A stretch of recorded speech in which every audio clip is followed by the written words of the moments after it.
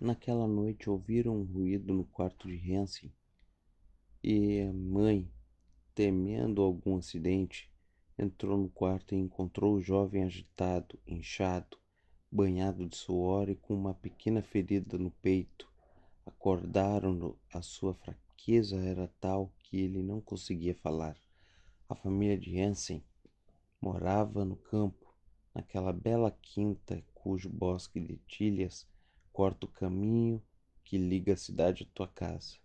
Dispensei o jovem, assegurando-lhe que iria tão logo o meu cavalo fosse selado. Assim o fiz, e no caminho pensei ter ouvido gritos e uivos estranhos, e presumi que partiam de lobos a devorar alguma ovelha desgarrada num bosque vizinho. Também julguei que o meu cavalo quisera empinar-se e que estremecia como se mãos invisíveis o mortificassem e lhe pusessem obstáculos. Atribuí toda esta agitação e irascibilidade do animal aborrecido com este trote noturno. Cheguei à quinta e fui levado por várias mulheres desconsoladas ao quarto do doente. Encontrei um jovem sumamente emaciado e pálido, que parecia estar dormindo e desfalecido. Depois de examiná-lo, vi que tinha manchas vermelhas no pescoço e no peito, e neste havia uma que sangrava ligeiramente. Examinando-a, imediatamente veri que era um resultado de uma sucção brutal.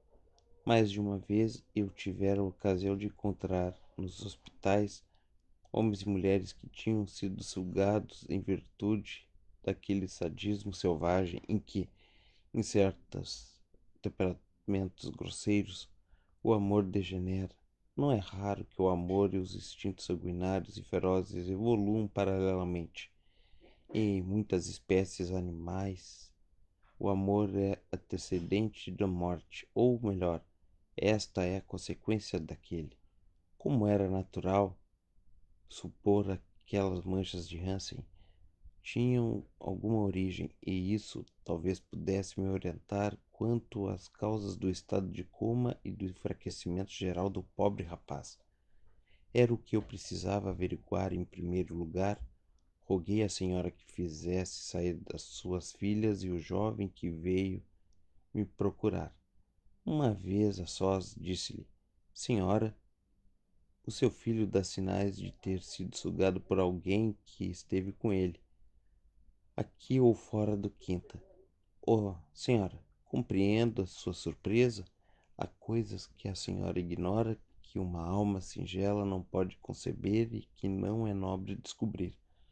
No entanto, devo preveni-la daquilo que observo em volta do seu filho. Sinto a perfida influência de algum entre maligno.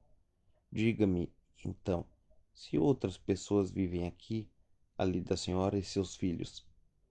Meu marido ausente por algumas semanas e a empregada das minhas filhas e mais 2 velhos criados.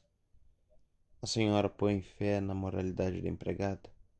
Oh, sim, senhor, fé absoluta. É confiar demais, senhora.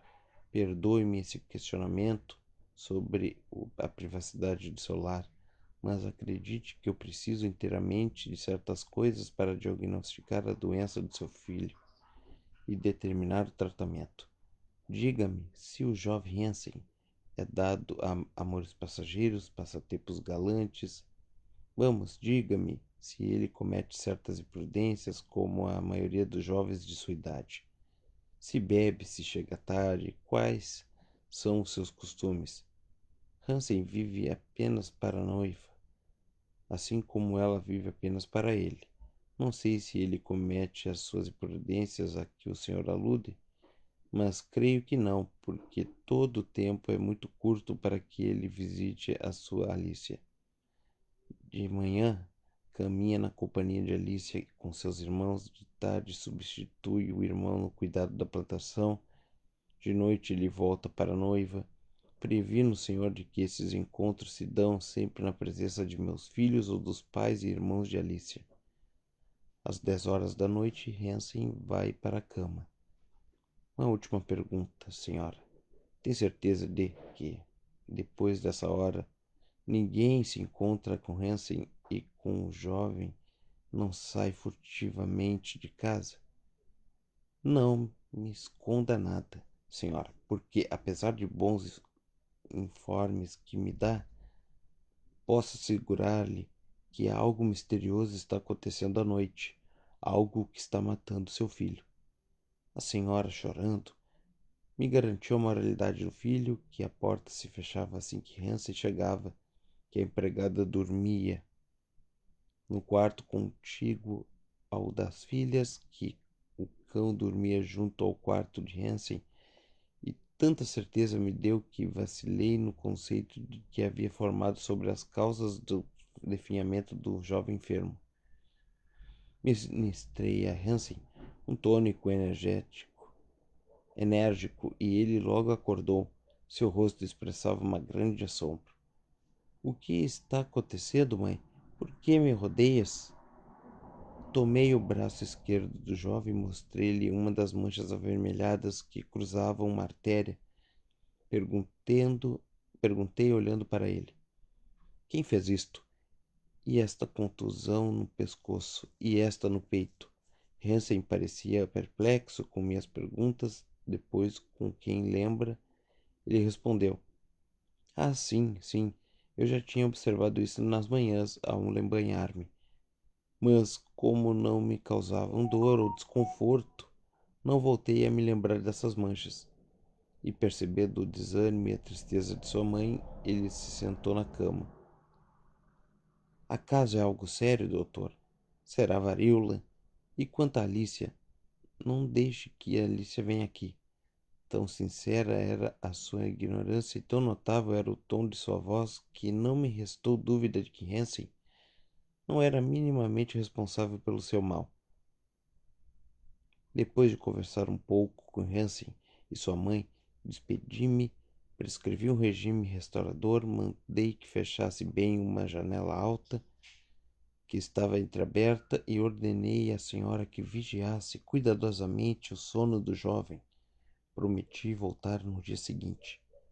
Ao sair e montar o meu cavalo, notei que o animal estava assustadíssimo.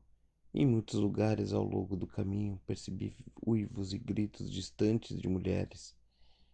E em 2 ou 3 ocasiões ouvi algo como o zumbido de pedras atiradas por mãos invisíveis contra mim. Por muito tempo, já na cama, meditei sobre o estranho caso do jovem Hansen. No dia seguinte, às primeiras horas da manhã, fui ver meu paciente. Seu semblante estava melhor. A senhora disse-me que, seguindo a minha orientação, tinha velado o sono do filho e que constantemente tinha que se levantar para fechar hermeticamente a janela do quarto, porque o ar, com uma fúria vulgar, lhe tinha empurrado as folhas, mas naquela noite não houvera vento. Às 9 pus o jovem Hansen para dormir na minha presença. Mandei que lhe dessem leite, ovos crus e uma taça de vinho do Porto. Pouco depois ele adormeceu. Então pendurei paralelamente ao seu peito uma cortina preta que havia levado. Apaguei a luz, abri um pouco a janela e me escondi num canto bem escuro, atrás de alguns móveis, para observar meu paciente. Mais de 2 horas se passaram. Nenhum som chegava aos meus ouvidos além da tranquila respiração de Hansen, o canto dos galhos da vizinhança e o mugido das vacas do quintal. Eu ouvi soar as 12 horas em um relógio cuco e esperei mais.